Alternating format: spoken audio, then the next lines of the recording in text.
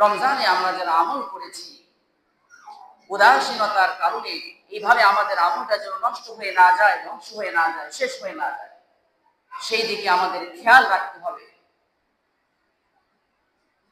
যতটুকুই আমল করেছি রমজানে স্বাধীনভাবে অন্য মাসের তুলনায় অতিরিক্ত আমল করার সুযোগ হয়েছে, সেই আমলকে কাজকে ধরে রাখার চেষ্টা করতে হবে। রমজান চলে গেছে, আল্লাহ রাব্বুল আলামিন রমজানের মাঝে শয়তানকে শিকলবন্দি করে রেখেছিলেন। রমজানের বরকতের মধ্যে একটা বরকত ছিল সুলসিলাতি শায়াতিন, যে রমজান মাসে আমি শয়তানকে শিকলবন্দি করে রাখি যেন আমার বান্দারা নিজের মতো করে আমল করতে পারে। রমজান শেষ, শয়তান মুক্তি পেয়েছে, পুনরায় শয়তান তার দলবল সহ নিজের মতো করে মুমিন বান্দাকে পুনরায় ধোঁকা দেওয়ার চেষ্টা করবে। বান্দা তো পুরো একটা মাস রমজানে মসজিদে এসে অভ্যস্ত, জামাতে নামাজ আদায় করে অভ্যস্ত, দান সাদকা কোরআন তেলাওয়াত করে অভ্যস্ত। এই অভ্যাসটাকে নষ্ট করার জন্য শয়তান পিছনে রেখে যাবে তার দলবল সহ। এই ব্যাপারে আমাদেরকে সতর্ক থাকতে হবে, সচেতন থাকতে হবে। আল্লাহ রাব্বুল আলামিন বান্দাকে উদ্দেশ্য করে বলেন, ইয়া বানি আদম লা ইয়াফতিনান্নাকুমুশ শাইতান কামা আখরাজা আবাওয়াইকুম মিনাল জান্নাহ। ইয়া বানি আদম লা ইয়াফতিনান্নাকুমুশ শাইতান কামা আখরাজা আবাওয়াইকুম মিনাল জান্নাতি ইয়ানযিউ আনহুমা লিবাসাহুমা লিউরিয়াহুমা সাওআতিহিমা। আল্লাহ রাব্বুল আলামিন আদম সন্তানকে উদ্দেশ্য করে বলেন, হে আদম সন্তান, তোমরা শয়তানের প্ররোচনায় পড়ে যেও না, শয়তানের ধোঁকায় পড়ে যেও না। যেভাবে ধোঁকায় পড়েছিল তোমাদের পিতা আদম আলাইহিস সালাম, হাওয়া আলাইহিস সালাম, শয়তান তাদেরকে ধোঁকা দিয়েছিল, তাদের দেহ থেকে পোশাক খুলে ফেলেছিল, তাদেরকে জান্নাত থেকে বের করেছিল। সেই ধোঁকায় তোমরা পড়ে যেও না। কে বলতেছেন? আল্লাহ তার বান্দাকে উদ্দেশ্য করে বলতেছে। শয়তান প্রতি মুহূর্ত আপনাকে আমাকে ধোঁকা দিতে চাইবে, ধোঁকা দেওয়ার চেষ্টা করবে। যে অভ্যাস হয়েছে মসজিদে আসা, জামাতে নামাজ আদায় করে, এই অভ্যাসটাকে নষ্ট করার চেষ্টা করবে। রোজা রাখার যে একটা অভ্যাস ছিল, নফল রোজা রাখার মাধ্যমে আমরা এই অভ্যাসকে চলমান রাখবো, শয়তান আমাকে আপনাকে ধোঁকা দিবে। বিভিন্ন গুনাহ রমজানে বর্জন করেছি, বাসায় টিভি বন্ধ ছিল, মোবাইলের নেট বন্ধ ছিল, গান বাজনা বন্ধ ছিল। এই গুনাহের কাজে শয়তান পুনরায় আপনাকে আমাকে জড়িত করার, যুক্ত করার চেষ্টা করবে। এজন্য সতর্ক থাকতে হবে। ইন্নাশ শাইতানা লাকুম আদুউন ফাত্তাখিযুহু আদুওয়া। শয়তান তার দলবল সহ মুমিন বান্দাকে ধোঁকা দেওয়ার চেষ্টা করবে। শয়তানের দল কে বা কারা? শয়তান যে শুধু জিন জাতির মধ্যেই যে শয়তান এমনটা না, মানুষের মধ্য থেকে যে সকল বান্দারা শয়তানকে অনুসরণ করে, শয়তানের পদাঙ্ক অনুসরণ করে, গুনাহের কাজকে বেছে নিয়েছে, অন্যায় করেই তৃপ্ত হয়, এই সকল বান্দাও শয়তানের দলের অন্তর্ভুক্ত। এজন্য আপনাকে আমাকে সতর্ক থাকতে হবে, সচেতন হতে হবে। আল্লাহ রাব্বুল আলামিন কালামে হাকিমের মধ্যে ইরশাদ করেন, ইন্নাশ শাইতানা লাকুম আদুউন ফাত্তাখিযু আদুওয়া। শয়তান হচ্ছে তোমাদের প্রকাশ্য শত্রু, তাকে শত্রুই মনে করো, বন্ধু মনে করার কোনো সুযোগ নাই। শয়তানকে শয়তানি মনে করা, গুনাহকে গুনাহ মনে করা, অন্যায়কে অন্যায় মনে করা, ছোট হোক বা বড় হোক। ইন্নামা ইয়াদু হিজবাহু লিয়াকুনু মিন আসহাবিস সাঈর। শয়তান তোমাদেরকে আহ্বান করবে, যেভাবে আহ্বান করুক না কেন, অর্থের লোভ দেখিয়ে, সম্পদের লোভ দেখিয়ে, নারীর লোভ দেখিয়ে, ক্ষমতার লোভ দেখিয়ে শয়তান তোমাদেরকে আহ্বান করবে। শয়তান যেভাবেই আহ্বান করুক না কেন, শয়তান যেভাবেই তোমাদেরকে ডাকুক না কেন, মিন আসহাবিস সাঈর, মনে রাখতে হবে তার ডাকটা হচ্ছে জাহান্নামের দিকে ডাকা। শয়তান মুমিন বান্দাকে কখনো জান্নাতের দিকে ডাকে না। শয়তান তোমাকে যেভাবেই ডাকুক না কেন, ন্যাক স্রোতে ডাকতে পারে। তোমার কাছে মনে হবে এটা ভালো কাজ, আসলে না, হিসাব নিকাশ করে সতর্কতা সহিত কাজ শুরু করতে হবে। যেটা শরীয়ত সমর্থন করে না, যেটা গুনাহের কাজ, এই কাজে শয়তান আপনাকে আমাকে আহ্বান করবে, আর এই আহ্বানটাই আপনাকে আমাকে জাহান্নামের দিকে টেনে নিয়ে যাবে। এজন্য সতর্ক থাকতে হবে। তাহলে শয়তানের আহ্বান হচ্ছে মিন আসহাবিস শায়াতিন। তাহলে আমরা আমাদের আমল ব্যাপারে সতর্ক থাকবো, সচেতন থাকবো। রমজান পরবর্তী আমল, রমজানে যতটুকু সম্ভব বেশি থেকে বেশি কোরআন তেলাওয়াত করেছি। যারা তেলাওয়াত করতে পারেন তারা কোরআন তেলাওয়াত শুনেছি। কোরআন তেলাওয়াতের প্রতি মহব্বত ছিল, আন্তরিকতা ছিল। রমজান চলে গেছে, এই তেলাওয়াতকে অব্যাহত রাখা। রমজান চলে গেছে বিদায় এমনটা না যে রমজানে কোরআন তেলাওয়াত করেছি এখন আর প্রয়োজন নাই। এই কোরআন তেলাওয়াতকে রমজানের পরও চালু রাখা, যতটুকু সম্ভব প্রতিদিন তেলাওয়াত করা। 1 পৃষ্ঠা হোক, আধা পৃষ্ঠা হোক।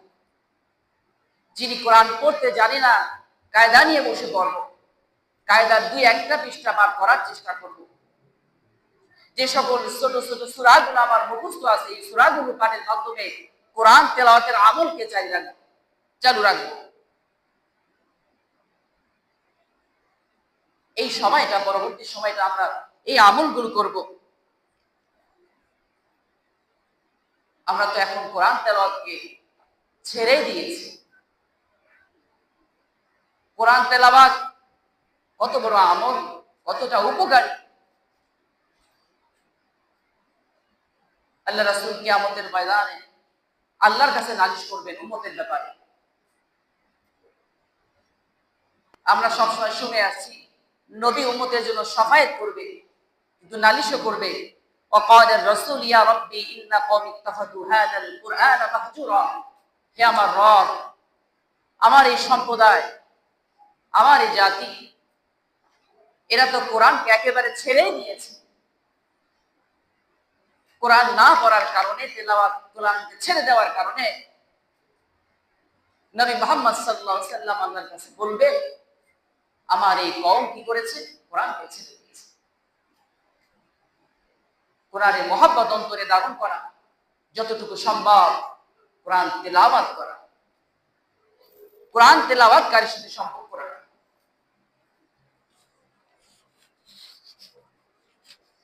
পরবর্তী আমল হচ্ছে নামাজ। নামাজের প্রতি যত্নবান হওয়া।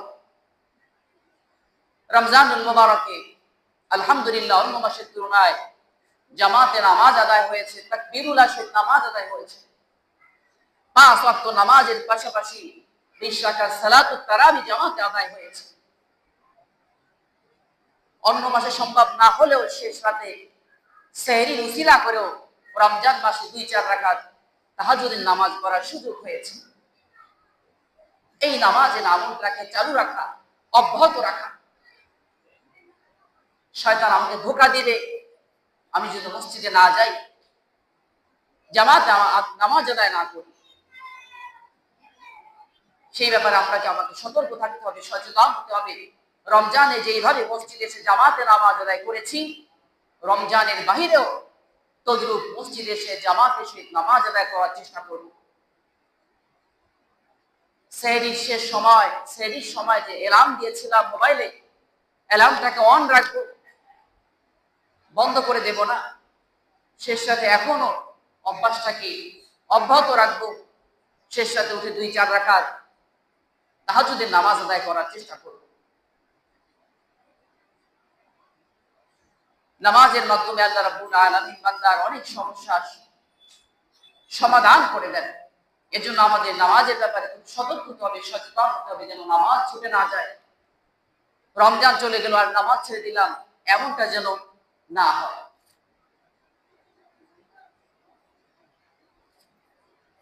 রমজানে আমল করেছি,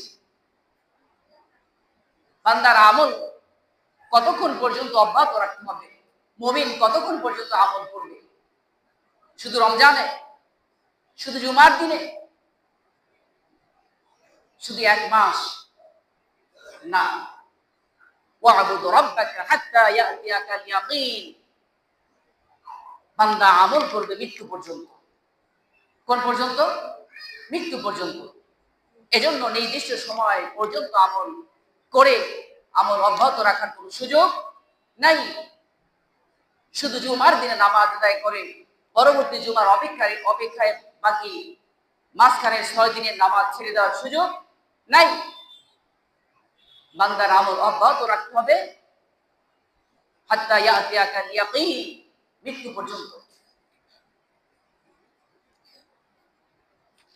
নামাজের পাশাপাশি বেশি বেশি জিকির করব। রমজানে যতটুকু সম্ভব কম বেশি জিকির করেছি, রমজানের পরেও জিকিরের আমলকে চালু রাখবো। রমজানের পরে শয়তান চলে আসছে আমাদেরকে বিভিন্ন ব্যস্ততা, বিভিন্ন কাজ সামনে চাপিয়ে দেবে, ব্যস্ততার সম্মুখীন করবে। বান্দা এখন তোমার অনেক কাজ, জামাতে নামাজ আদায় করার সময় সুযোগ নেই, জিকির করার সময় তো নেই, উপার্জন করতে হবে। ঈদে অনেক বড় খরচ হয়েছে, অনেক বড় ঘাটতি, এটাকে উঠাতে হবে, মেহনত করতে হবে, পরিশ্রম করতে হবে, টাকা উপার্জন করতে হবে। এরকম ব্যস্ততায় শয়তান আপনাকে আমাকে লাগিয়ে দিবে। ব্যস্ততা থাকবেই, এর মধ্য দিয়ে আখিরাতকে কামাই করে নিতে হবে, বেশি বেশি জিকির করতে হবে। মুমিন বান্দার কাজ হচ্ছে আল্লাহ রাব্বুল আলামিনকে বেশি বেশি স্মরণ করা। ইয়া আইয়ুহাল্লাযীনা আমানু যকুরুল্লাহা যিকরান কাসীরা। হে ইমানদারগণ, তোমরা বেশি বেশি আল্লাহর জিকির করো। আল্লাহ ইমানদারকে সম্বোধন করে বলতেছেন, ইমানদারগণ তোমরা বেশি বেশি আমাকে স্মরণ করো, আবার তাসবিহ জপো। ওয়াসাব্বিহুহু বুকরাতাও ওয়া আসীলা। সকাল এবং সন্ধ্যায়, সকাল সন্ধ্যায় আমার জিকির করো, আমাকে স্মরণ করো। এজন্য আমরা বেশি থেকে বেশি জিকির করার চেষ্টা করব। এই আমলগুলো করার জন্য, সহজভাবে এই আমলগুলো করার জন্য আমার যে জিনিসটা প্রয়োজন, পরিবেশের প্রয়োজন, সৎ সঙ্গের প্রয়োজন। যতটুকু সম্ভব অসৎ লোকের সঙ্গ ত্যাগ করতে হবে, সে যেই হোক না কেন। সৎ লোকের সঙ্গে সংস্পর্শে বেশি সময় কাটাতে হবে। ইয়া আইয়ুহাল্লাযীনা আমানুত্তাকুল্লাহা ওয়া কুনু মা'আস সাদিকিন।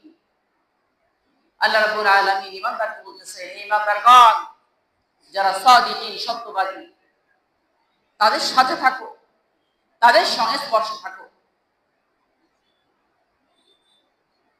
ভালো মানুষের সাথে ওঠা বসা করলে ভালো অভ্যাস আপনার মধ্যে তৈরি হবে। খারাপ মানুষের সাথে ওঠা বসা করলে, চলাফেরা করলে খারাপ অভ্যাস, বদ অভ্যাস আপনার মধ্যে তৈরি হবে। মদখোরের সাথে ওঠা বসা করলে মদের অভ্যাস আপনার মধ্যে তৈরি হবে।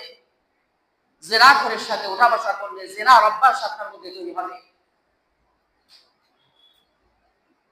গুনাহকারীর সাথে ওঠা বসা করলে গুনার অভ্যাস আপনার মধ্যে পয়দা হবে।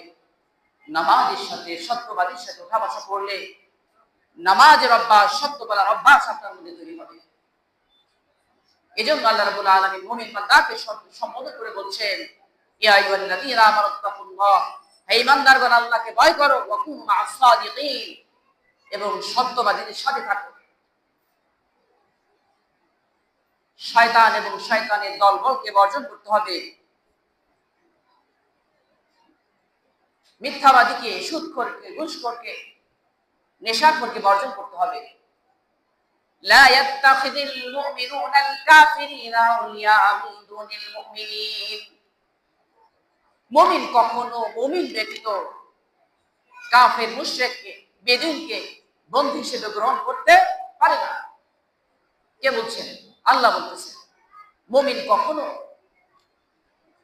মুশরিককে, বেদুইনকে বন্ধু হিসেবে গ্রহণ করতে পারে না।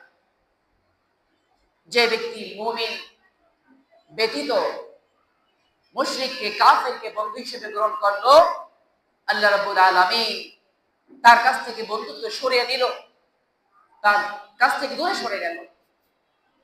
এজন্য মুমিনের কাজ হবে সত্যবাদীদের সাথে সময় দেওয়া, গুনাহগারদের সংস্পর্শ থেকে দূরে থাকা, সৎসঙ্গ লাভ করার চেষ্টা করা। এই আমলগুলো যদি আমরা করতে পারি, হয়তো আল্লাহ রাব্বুল আলামিন আপনাকে আমাকে মুমিন হিসেবে সাব্যস্ত করবেন, জান্নাতের পথ আমাদের জন্য সহজ করে দিবেন। দুনিয়ার জীবনটা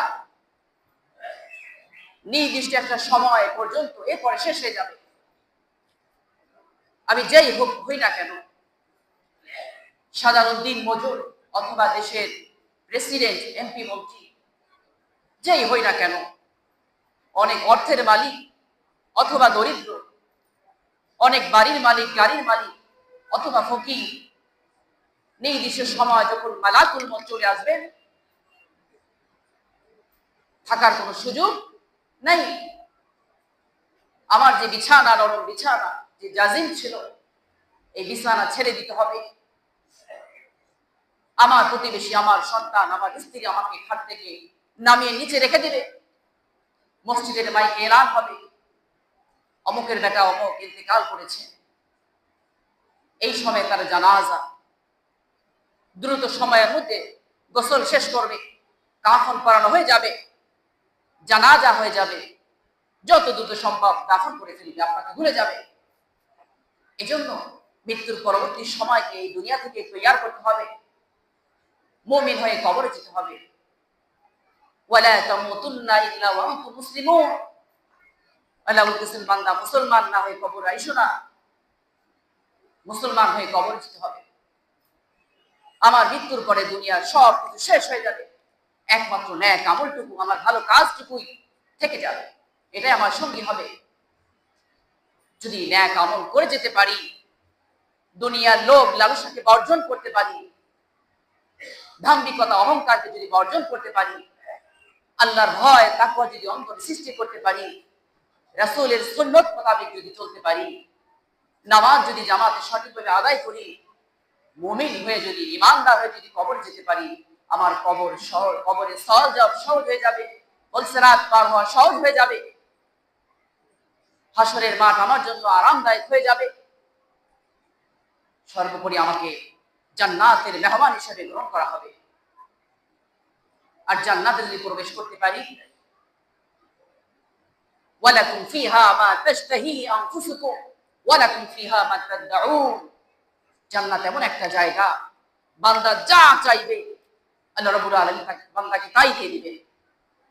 বান্দার কোনো চাওয়া পাওয়া জান্নাতে অপূরণীয় থাকবে না, বাকি থাকবে না। জান্নাত এমন একটা জায়গা, দুনিয়ার জীবনের হাজারো স্বপ্ন, হাজারো আকাঙ্ক্ষা, আফসোস থেকে যায়, চাওয়া পাওয়ার আংশিক পূরণ হয়। জীবনের অনেক স্বপ্ন থাকে, সামান্য স্বপ্ন বাস্তবায়ন করার ক্ষেত্রে জীবনটাকে শেষ করে দেয়। ছোট স্বপ্ন বাস্তবায়ন করার জন্য পুরো জীবনটাকে শেষ করে দেয়, তাও অনেকের স্বপ্ন বাস্তবায়ন হয় না। কিন্তু জান্নাত অর্জনের জন্য যদি একটু মেহনত করে, সতর্ক থেকে, দুনিয়ার পাশাপাশি ন্যাক আমল করে, ঈমান নিয়ে যদি কবর যেতে পারি, দীর্ঘ সময়ে জান্নাত, অনন্তকালে জান্নাত আমার জন্য অপেক্ষা করছে। এজন্য দুনিয়ার লোভ লালসাকে ত্যাগ করে, বর্জন করে জান্নাত অর্জন করা, মুমিন হওয়া, মুমিন থাকার চেষ্টা করা, মুমিন হওয়া, মুসলমান হওয়া, মুমিন মুসলমান থাকার চেষ্টা করা। আপনি মুমিন হইলেন, রমজানে আমল করলেন, তাকওয়া অর্জন করলেন, এই তাকওয়ার উপরে আপনি অটল থাকতে পারবেন কিনা তার কি গ্যারান্টি আছে? শয়তানের ধোঁকায় পড়ে সবকিছু হারিয়ে ফেলতে পারেন। এজন্য আল্লাহ রাব্বুল আলামিন বান্দাকে শিখিয়ে দিয়েছে, বান্দা আমার কাছে চাও। তুমি নামাজ পড়তে পারতেছো, তাকবীরুল্লাহ সহিত বুজুর্গ হয়ে গেছো, এটা অহংকারের কিছু নয়। আমার কাছে চাইতে হবে, রব্বানা লা তুযিগ কুলুবানা বা'দা ইয হাদাইতানা ওয়া হাব লানা মিন লাদুনকা রাহমাহ। হে আমার রব, আমাকে হেদায়েত দান করার পরে আমার অন্তরটাকে নষ্ট করে দিও না। আমাকে হেদায়েত দান করে, আমার দান করার পরে, আমি হেদায়েত পাওয়ার পরে আমার অন্তরটাকে নষ্ট করে দিও না। ওয়াহাব লানা মিন লাদুনকা রাহমা, তোমার পক্ষ থেকে আমাকে অনুগ্রহ দান করো, তোমার পক্ষ থেকে আমাকে দয়া রহমত দান করো। আল্লাহর কাছে চাইতে হবে বারবার। আমি 5 ওয়াক্ত নামাজ জামাতে পড়তে পারতেছি, কোরআন তেলাওয়াত করতে পারতেছি, ভালো কাজ করতে পারতেছি, এর মাঝে সতর্ক থাকতে হবে, শয়তান আমাকে যে কোনো সময় ধোঁকা দিয়ে পথভ্রষ্ট করে ফেলতে পারে। এজন্য আল্লাহর কাছে নামাজে পড়ে সাহায্য চাইতে হবে। রব্বানা লা তুযিগ কুলুবানা বা'দা ইয হাদাইতানা ওয়া হাব লানা মিন লাদুনকা রাহমা ইন্নাকা আনতাল ওয়াহ্হাব। এইভাবে দোয়া করতে হবে।